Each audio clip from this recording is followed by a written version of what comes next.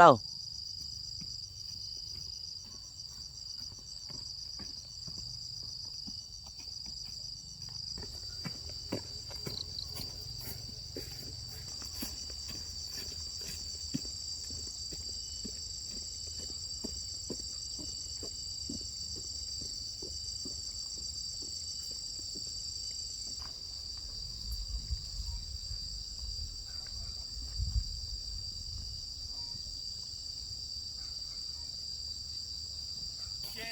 Ao. Ui ơi. Chỗ này hơi cây ván ở đây nó hơi bị ấy rồi ạ. Hả? Cây ván là cái chỗ này này. Cái kia thì mai mới lấy cái kia. Cháu tạm mang cái này đi đâu? Cháu mang đi cho ông đây. Hả? Cháu mang cho ông cái rau. À. Vâng. Ôi à. À năm nay họ không đặt cái cống ở đây nữa à? Cái chỗ này cái dưới này nó bị mục này. Nó bị mục thì cũng không sao được, tí nó bọt vào mà. Cái bên dưới này có phải nhấc lên lại không ạ? Cái này thì lấy về để đun nào? Cái này tí nữa mới về luôn. Cái này đun được mấy bữa đấy, cái đấy vẫn dùng được à? Cái này thì cái đấy còn chắc mà. Con đi thử sang bên kia xem mà ngon chưa? Ui, bây giờ tha hồ đánh. Đầu kia nó cong này. Nó cong một tí. Thế là mình gài xuống dưới ạ? Gài cái này, gài cái này xuống dưới. Gài xuống dưới nó không gặt, cái này nó cong rồi. Làm thế này nước thì nó nói. ngập lên đây không? Hả? Nước ngập lên cái này không? Ui, có năm thì nó còn câu hơn cái này. Ui ôi. Có một năm thì cái cầu này thì nó còn chui xuống từ dưới chú kia mà. Vậy cái này mình phải làm buộc vào các chi ong nhỉ? Phải buộc vào. Tại đây quá. Nếu lấy đất về giải xong là tha hồ chưa ruột đi mà. À đúng rồi, vậy nhưng mà đất thì lại phải mùa khô cơ. Mùa khô. Hoặc là mình cho cái bao tải lên đây. Không, mình đấy che về bổ xong là đấy đất giải ở trên. À vậy là mình chỉ làm cái đường đi từ bên này sang bên chỉ kia có thôi. làm cái đường với là rát trâu hoặc là chuyển ngô đi. Thế là họ để cho cả bên kia cũng sang đây nữa. Không, bên kia thì nó có cái đường thì sát đổ bê tông thì mình ra thì mình khát chịu. À vậy họ chỉ cho cái gì nhỉ? Chỉ có cho xi thôi, xi. Cát với là đá thì mình khát đấy về. Cái cát đây này, cái này có dùng được không ạ? Không dùng được đâu. Ông sửa cái cầu này giờ là xong ông về rồi đấy à? Bây giờ sửa xong là tí nữa chiều lại về làm tiếp mà. Con có ít rau đây, con cho ông mỗi thứ một món, chiều thì ông mang về nấu cơm nhá. Đây.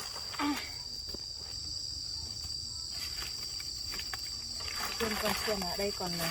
Ông có ăn ớt không ạ? Ớt trên nhà có rồi. Ớt ông có ớt rồi à? Đây. Này gói vào cái này thì chắc còn phải gói vào cái gì? Đây là kinh giới ông này. Vâng. Ăn đậu. Ông đi mua bìa đậu về ăn ngon.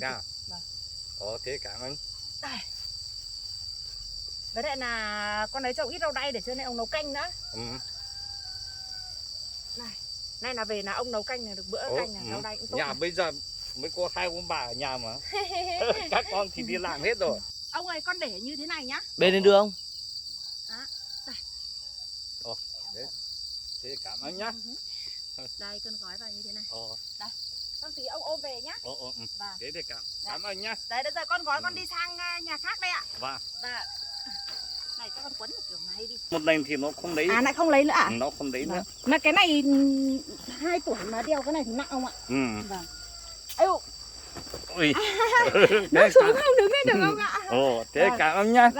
Mấy cái ở chỗ kia nó có nước rồi nó ấy nhanh hơn à? Đúng rồi. Sao ông có đi đây? Thế thì chiều các cô nhá.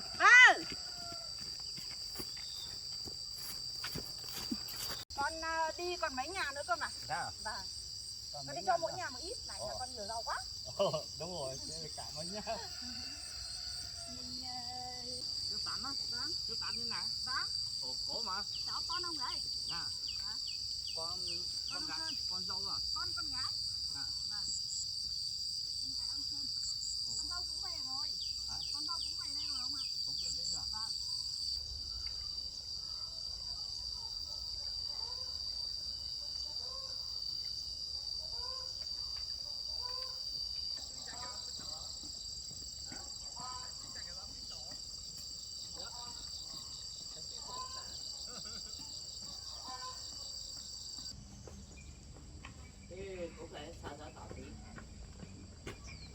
Ba.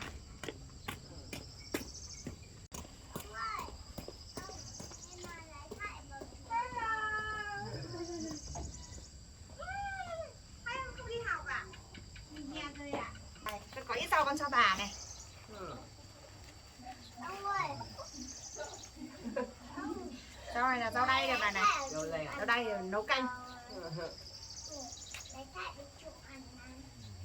Đây, tôi có bỏ hẳn cái này ra ngoài. Thêm này vào cho nó được một bữa bà ạ. Đây là rau kinh giới này, cái này để ăn với đậu bà nhá. Chúng có ăn nhỏ. Ăn đậu phụ ngon lắm. Để cho vào quả dứa để bà xào. Quả dứa đây.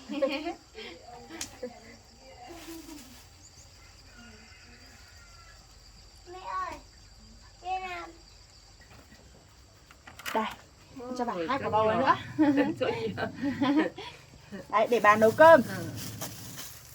lái nè. Để nấu cơm nhá. Chờ Nấu ăn cơm cái ăn này. nhá. Quả này còn non đấy bà. Còn non đấy, con cắt còn non ăn được mà, ăn mềm á. Bầu bây giờ là bầu là cũng gần như là cuối mùa. Này, tí nữa bao quả dứa để em ăn nhá. Ăn quả dứa nhá, dứa rau thịt nhá. Ê, cầm đây, cầm đây. Đó, cầm này. Ngoài nó đau này. Vậy nó không đau. Tôi chết nhá, thả tay ra.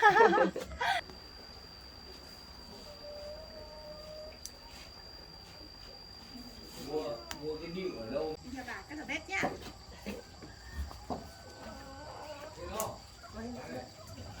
Ôi dạ ôi, mua nhá. Diệp không đi lên. Phần tùy tiếng thôi mà.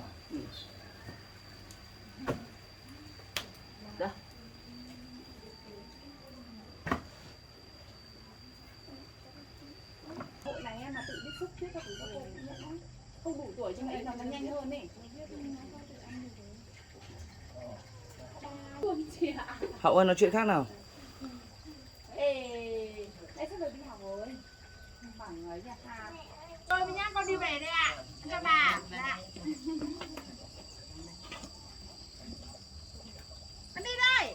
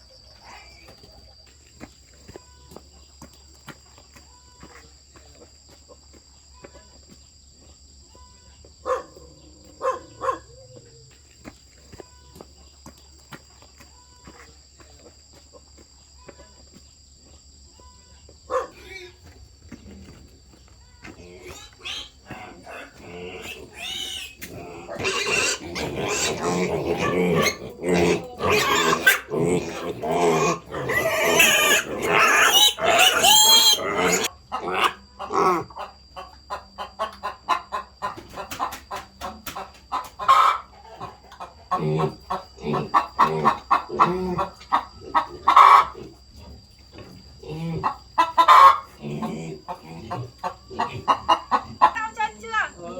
Cũng đỡ đỡ rồi.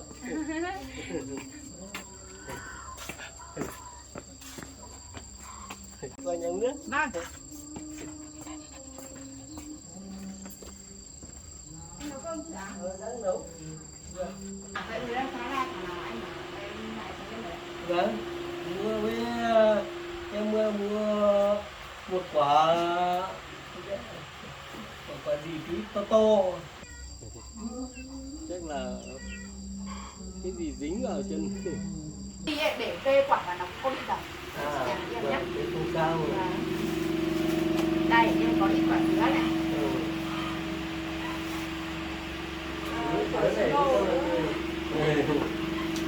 Đây, cái này rau đay này anh chị nấu canh. Cái này mà bắt được ít con cua thì nấu canh ngon lắm. Phải có canh cua.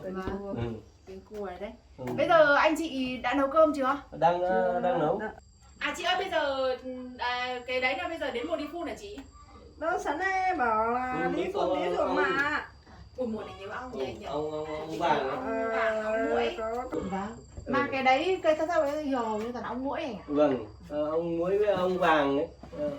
Đó, kiểu xung quanh có nhiều con muỗi con ấy quá xong bảo phun nó đi tí không có muỗi đêm không ngủ. Thôi anh chị nghỉ ngơi nấu cơm nhé, em đi về đây ạ. Và bye bye anh chị nhá. Thế cảm ơn. Dạ. Vâng. Thế, về nhá. Vâng, vâng.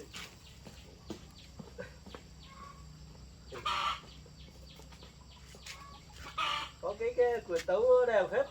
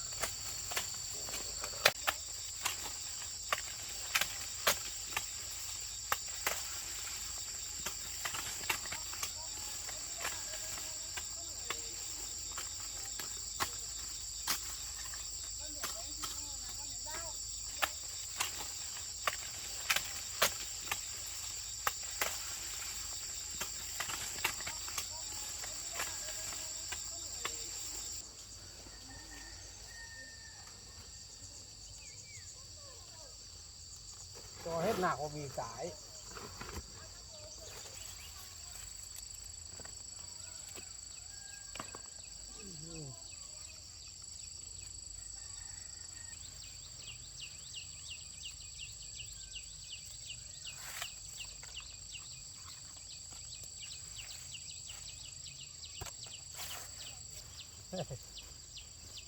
Ôi giời.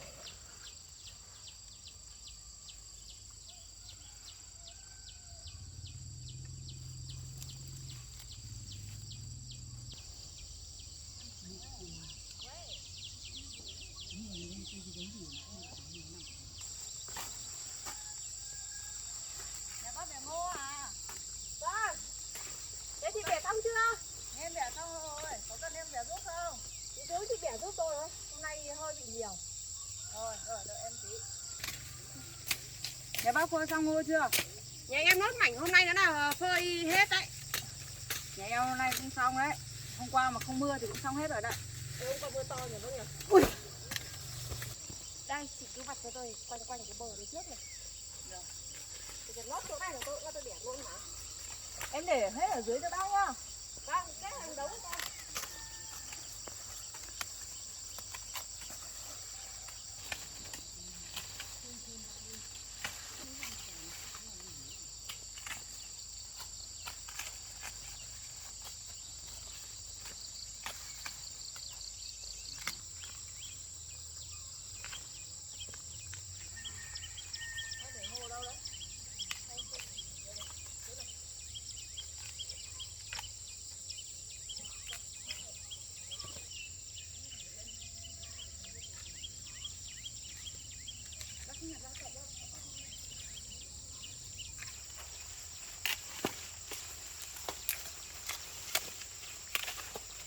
Lần nữa cho bà ít bóc to nhé.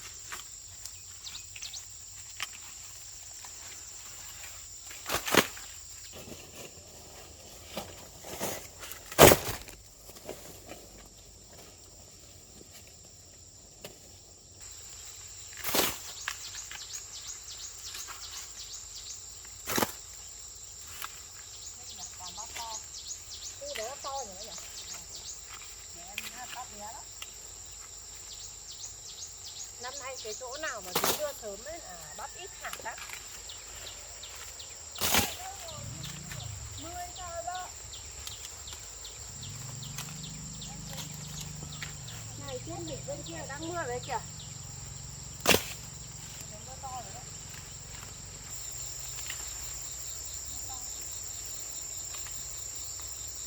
Mưa này tí nữa này. May quá mà cái này không phơi tại cây chứ phơi tại cây thì bữa thế. Làm để đi cho họ còn làm ruộng không? Ừ, thật đấy.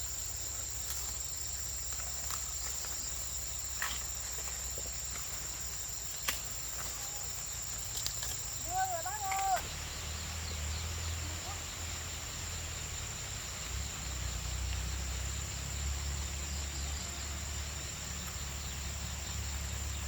Lên đâu, mưa to rồi. Ôi, chạy. Không có mưa, áo mưa. Nhanh lên bác ơi, mưa to quá.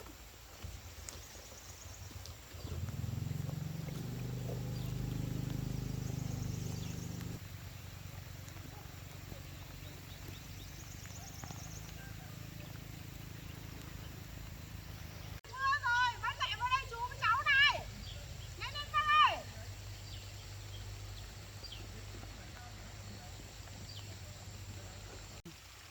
Bác ơi, còn làm tí nạc nữa rồi bác về.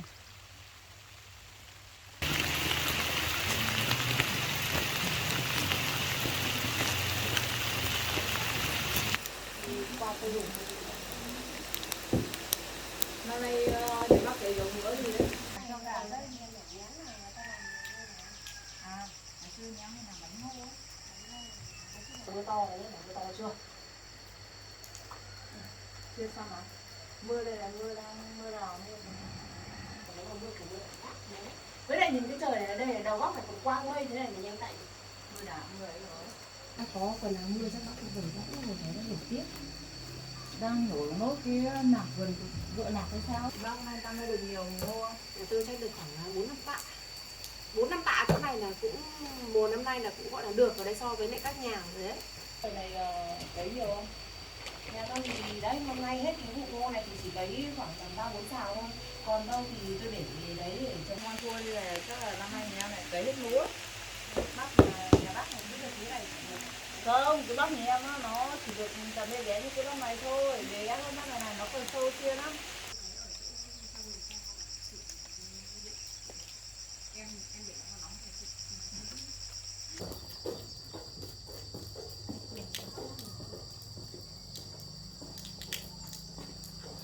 Nãy là thoải mái đấy, không phải nữa đâu.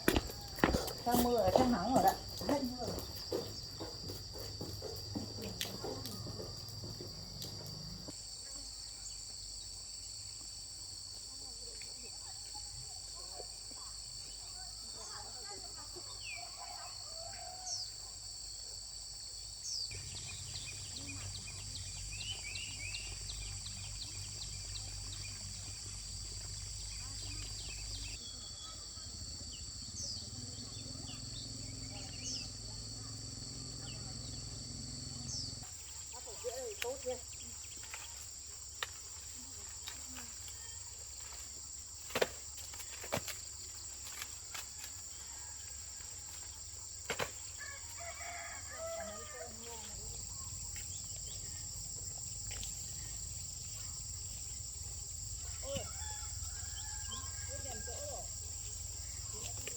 Xong rồi ạ? Bác xuống giúp con một nút thôi ạ. Thôi cứ lại hội với mình lúc. Con cũng vốn nút cây chỗ này là con hết mà bác. Con vừa chạy mưa xong. Chạy mưa giờ cố đây.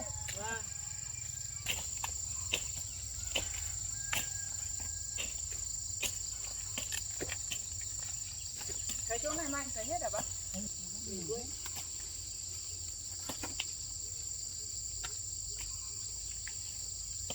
Thế là mấy gì khoai về chặt không?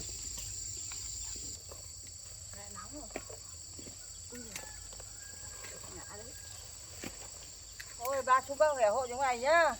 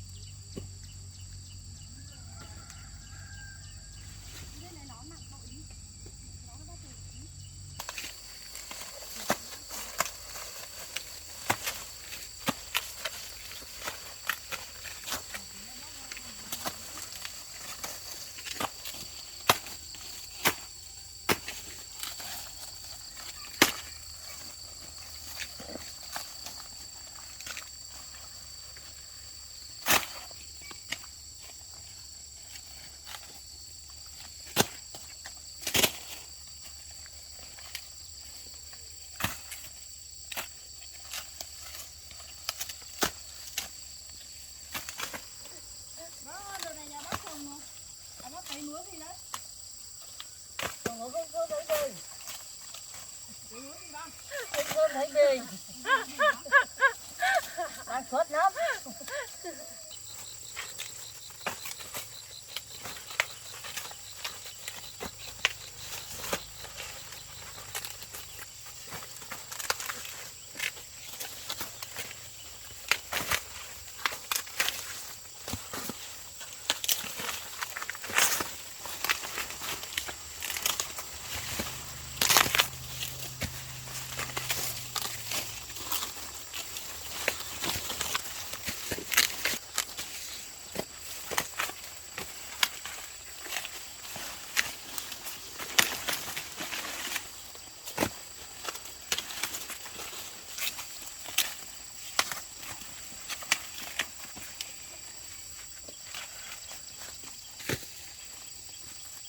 Xong rồi đấy.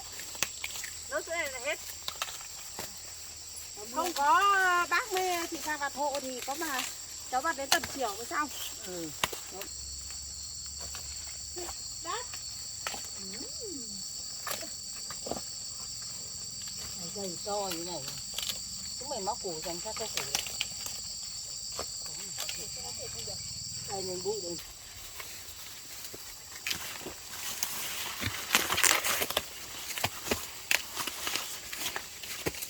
Đây là con nhà bác hay là nhà ai? Nhà bác ấy. Nhà bác ấy. Nhà bác nhiều rộng rồi. Mà muộn này chứ. Ông còn chạy đi trước tháng giờ 3 lần ông chưa mua thóc giống này.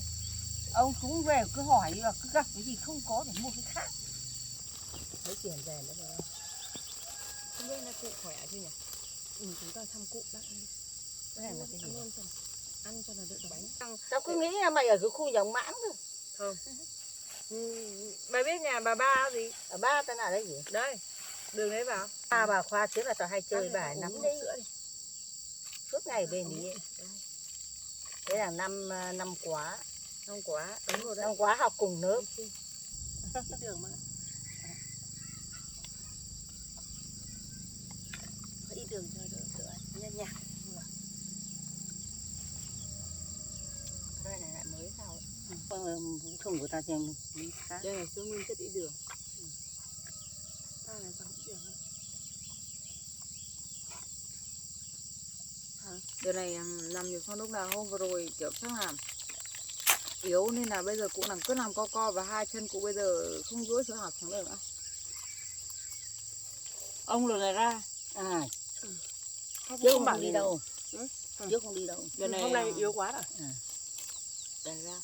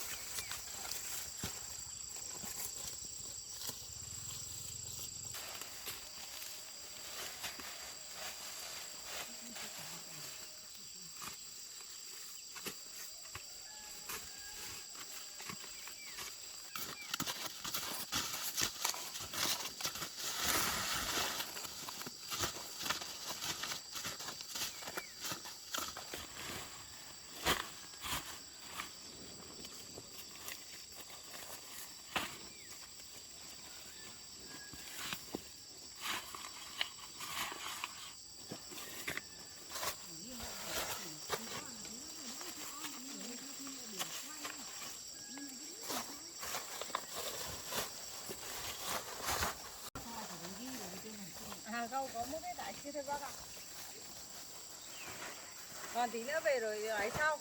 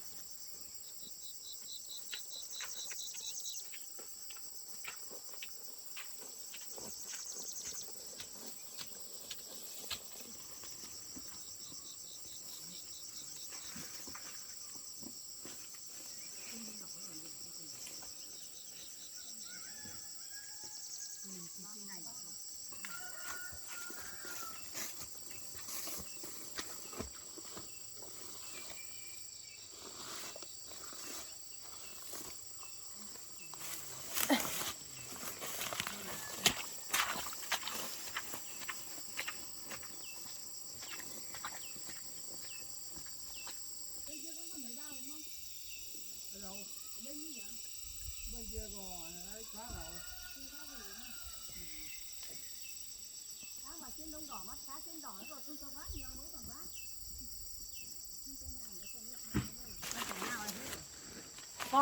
Con tái sao bác ạ?